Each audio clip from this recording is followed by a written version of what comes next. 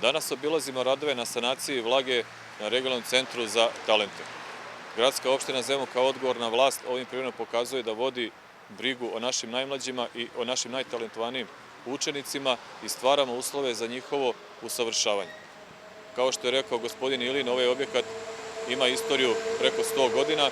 Mi smo svojim finansijskim planom iznašli mogućnosti i sredstva da krenemo od sanacije temelja, od sanacije vlage temelja zgrade.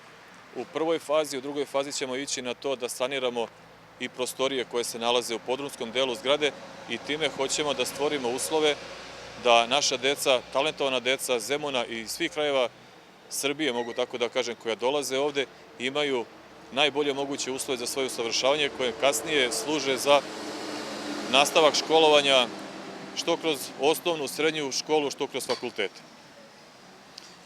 U drugoj fazi, kažem, hoćemo da sredimo podrumske prostorije, a pored svega ovoga, kao primjer da vodimo računa o našim najmlađima,